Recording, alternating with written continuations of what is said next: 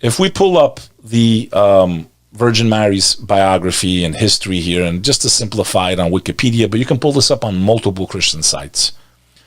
It says here that Mary, the Virgin Mary, may God be pleased with her, was probably somewhere between 12 and 14 years old, and that Jewish women of the time, that means at the time of Mary and Jesus, got married between 12 and 13 years old. And I'm just trying to pull it up here so you can see it for yourselves.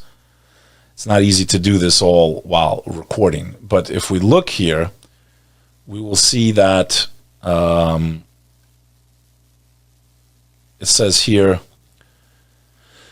that most Jewish girls married in their mid to late teen years, according to the NRSV, or between 13 and 16. Most Christian sources, if you look at the Catholic Encyclopedia, say she was probably around 12 years old when she gave birth to Christ.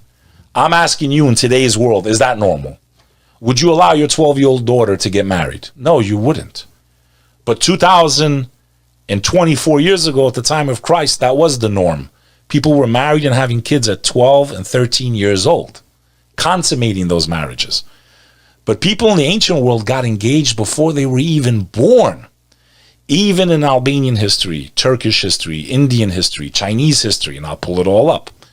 Arranged marriages were done as a way to secure the future of a female. The parents always tried to find them somewhere that they felt that they would be good, protected, maybe gained in status, maybe food security. There was a lot of things that went into, or to tie two groups of people together through marriage. Monarchies did this throughout history, marrying the king of France to the princess of Spain and blah, blah, blah. And most of those marriages occurred as early as 9, some of them even as early as 6 years old. I find it funny that the majority of Americans want to use this attack on the Prophet Muhammad when all of their ancestors were marrying up until the 1900s at 10, 11, and 12 years old. What's their justification for almost 1,000 years after the Prophet Muhammad lived in their forward cultures? And I'm going to give you the facts. So, if we look here now, the history of marriage in the United States of America and the colonial America, right, when America was still colonies, the minimum marriage age was 12 years for females and 14 years for males under English civil law until 1753. This is in America, in the New World. By default, these provisions became the minimum marriage ages in colonial America. The English Marriage Act, 1753, required a marriage to be covered by a license and blah, blah, blah. But we're talking about almost 1,100 years after the life of the Prophet Muhammad here in America. They were getting married at 12 years old, average. We're going to get into state laws here in the U.S. of people being married. In 1275 in England, they talk about the age of consent was set at 10 years old. That's almost 700 years, 600 years after the life of the Prophet Muhammad. The people that founded this country, the ancestors of the Americans. In the United States, if we look at the age of consent, in Delaware, the age of consent was 10 years old until 1871. When it was lowered from 10 in 1871 to 7 years old. Is that normal, Delaware? Is that normal, Americans? Yet you want to judge ancient Arabian, a culture you know nothing about. You have no right to even question unless you're going to study it in depth. And this type of stuff has been going on in this country for 1871. The Prophet was in the 600s. You're talking 1,200 years after his life here in the United States of America. So these attacks are harmful. They're disgusting. They're unfounded. They're inappropriate. Now, I understand there's been a lot of evil dictators in the Middle East. I'd ask all of you that are watching this video, go and see how they came into power after World War I and World War II, and which Western powers put these dictators into power under the flag that they're ruling with Islamic rule when they were really oppressive regimes using Islam as an excuse to oppress their own people. That's a fact. Under the 1871 law, the penalty for having relations with a girl below the age of consent was death. In 1880, this is in the United States of America, 37 states set the age of consent at 10 years in the United States of America. 1,200, 1,100 years after the life of the Prophet, in an ancient civilization with different customs, this was happening right here on the ground that we live on, the United States of America. 10 states set an age of consent at 12 years. Okay? In California, early statutes forbade relations with females under the age of 10. Following the English statute of 1576, and in 1889, the California statute was amended to raise the age to 14 years. Now, I'd ask you, would you allow your 14-year-old to sleep with people? Would you allow your 14-year-old to get married? Would you allow a 10-year-old to do that? I guess all of America is disgusting then. I guess if we're going to use that stroke to brush one prophet who didn't even consummate the marriage until she was past the age of puberty, which is what this is all about, folks. In the old world, we're trying to analyze society with today's standards, and that's not a fair and rational way to view the world. But it was the whole world, not just the Arabs, not just the Prophet Muhammad. When a woman reached the age of puberty, when she had her menstrual cycle, it meant she was biologically ready to have children. Most parents didn't want to leave their daughter exposed, so they would get them married off young so that they wouldn't have bastards or have intercourse before marriage, which a lot of men would reject the woman who had been with a man. This is how the world worked. In many cultures, when a woman got married, if there wasn't blood on that sheet on their first night of marriage, they sent the woman back home. Then it was a big shame. Nobody would marry her. So a lot of cultures and civilizations married their women off young to avoid that. I'm not getting into the whole discussion of women's rights. I understand the complaints women have, and that's not what this topic's about.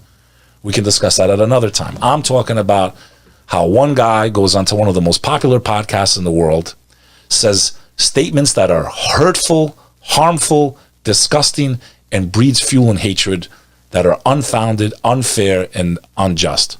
Haven't the Muslims suffered enough in movies, film, television, and news, being portrayed as all evil? They want to country, like, this is what's wrong with the world. People need to ask where they're getting their information. But it wasn't a shock in America to get married at 10 years old 100 years ago. So this is clear proof to you, my friends, of the bigotry, the animosity, and the evil that is perpetrated towards a very large group of people. And that's why it's important that I speak, and people like you that have knowledge speak to those that don't, because most people don't even know the bare minimums of their religion.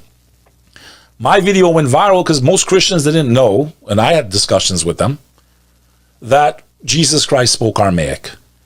And they just changed the search result, by the way. So on a podcast I went on, the Concrete Podcast, now called the Danny Jones Podcast, Danny did it in front of me. Thank God it's documented on camera. We did it in real time. It's recorded. He went on to Google. I said, what's the language of Christ? Aramaic. I said, I might not speak Aramaic, but if I call myself a Christian, I should at least know what the word for God was in his language. I'm not Arab. I follow Islam, but I pray in Arabic. I know a lot of words in Arabic, even though it's not my language. English was my first language.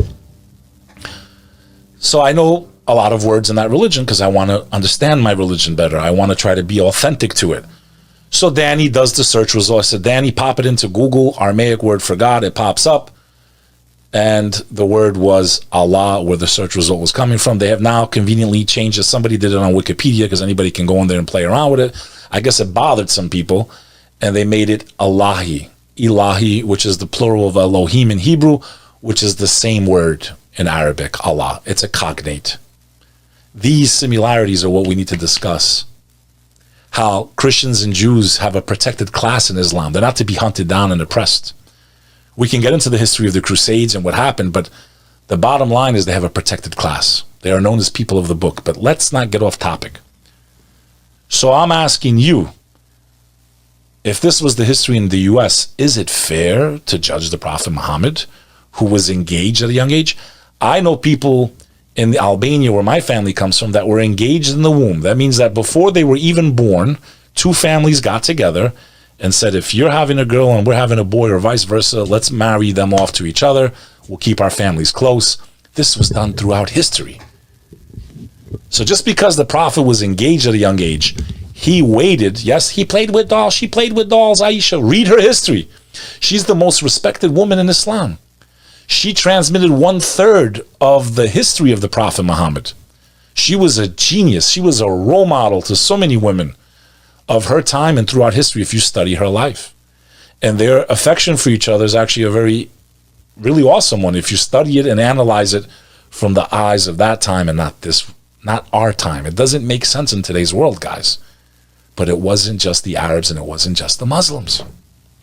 Now, pulling this up, the arranged marriage in 1697 of Marie Adelaide of Savoy. She was age 12 to Louis, the Duke of Burgundy. 12 years old, married in the heart of Europe, 1,000 years after the Prophet Muhammad's life. I can go on all day with these examples. Everyone wants to go to the Queen of England. She passed away, God rest her soul, and Prince Charles, and this is the bloodline of these people that you guys look up to so much. They were marrying each other, brothers marrying sisters and cousins, and at early age. Look at the Queen, Prince Diana. That's what's been going on for thousands of years in Europe, in America.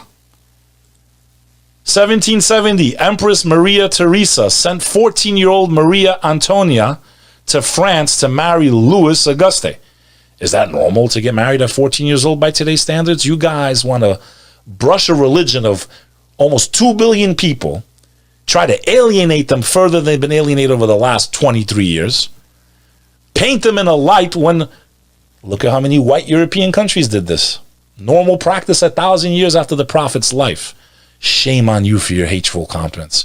Shame on you for trying to use something that was common throughout the world to make someone look evil and alienate 1.9 billion people. Disgusting. If we go to Europe and we scroll down here from 380 AD to 1983, and we can see all the different marriages. Beatrice of Vermandois, aged about 10, was married to Robert. Okay? We can keep going down the list. Gisela of Hungary, aged about 11, was married to Stephen I of Hungary, aged about 21 years old. Is that normal? Would you marry off an 11-year-old to a 21-year-old? Because the way of the world was when a woman had her menstrual cycle, she was now biologically ready to be married. It was the standard across the board throughout the globe and almost every single civilization across the globe. And as life expanded, I think people started to increase that. And, there's a lot that goes into this. I can continue down the list. Hedwig of France, aged about 13, was married to Renaud, Count of Nevers in 1016. Matilda of England, aged about 12, daughter of Henry I of England, was married to Henry, the Holy Roman Emperor. Okay? Was he a pedo? Cecile of France, aged about 8 or 9, was married. That means consummated the marriage, not just engaged. Was married to Tancred, Prince of Galilee, aged about 30. Does that make sense in today's world? I'm not justifying this. I'm saying it was the way of the world. And that, to me, is young. The marriage was consummated at that age. This is in European history, white Caucasian history. And these people want to paint the Prophet today and make all these comments. Are you kidding me right now? These are your ancestors. This happened in America up until about 70 years ago. Most of these states just changed their laws in the last 5 to 10 years. I don't know if you guys know that. Do your homework. Sancha of Castile, aged 14. Theodora was 13. Matilda of England, 11. Matilda of Boulogne, 9 years old. Margaret of France, 13. Isabella. These, you can go through their whole history. It's right here. Okay? This is Thousands of years, 600 years past the prophet. Agnes of France was engaged at 8 years old and reported to have been 9 years old when she married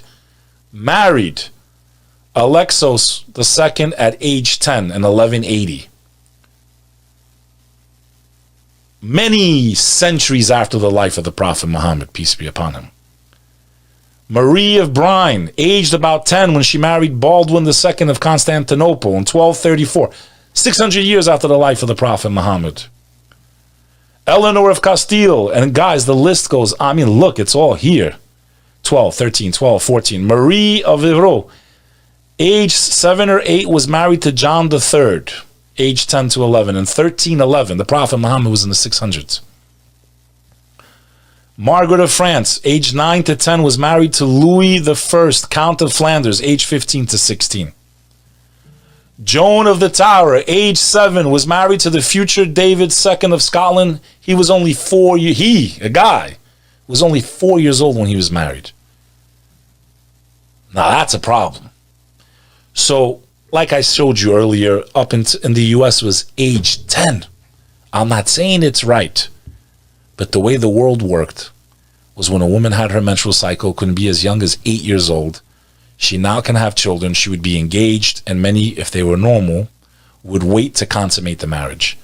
And based on all of the scholars, with all of the information that they can have, first of all, the Arabs were not a writing people before the Prophet Muhammad. They were an oral people.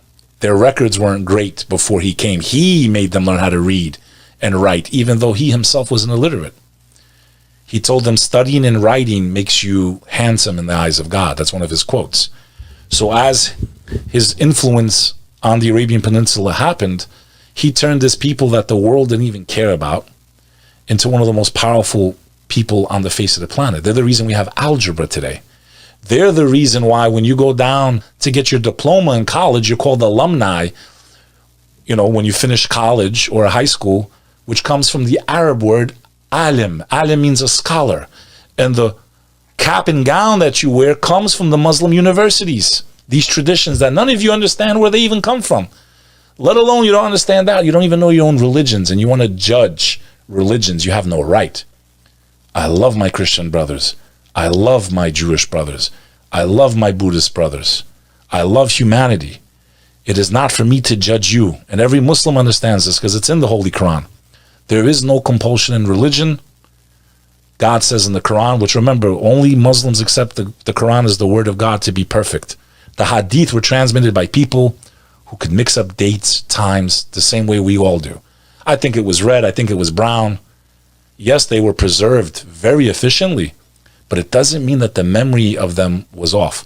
The Arabs did not have a tradition, and in Islam, you're not even supposed to celebrate your birthday.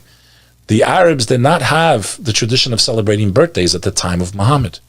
No one really knows what her exact birthday was or how old she was exactly. It was not in their tradition or custom to celebrate birthdays. They were not accurate in keeping records. I have grandparents that lived in this century. My grandmother in Kosovo didn't really know how old she was. My aunt was like, I'm around 75. She didn't even know her own birthday. There wasn't accurate record keeping. And people want to create stereotypes and make everyone look disgusting. Because when you attack the prophet in this fashion, you're basically saying that anyone that believes in him is a pedophile, is a lowlife, agrees that kids should be slept with. No, we don't agree with that. No, we don't. And if you can find me Muslims, you know, the majority of Muslims don't follow these customs anymore. And it's just disgusting. Healthline.com. What age do most girls get their first period? One of the hallmarks of puberty is getting the first period. On average, a first period occurs when you're about 12 years old. Although anywhere between about 8 and 14. Again, this was the standard that was used throughout the world. No one's here saying it's right. It just was the way it was. But to paint him in that light is not fair. And I've shown you more than enough reasons why.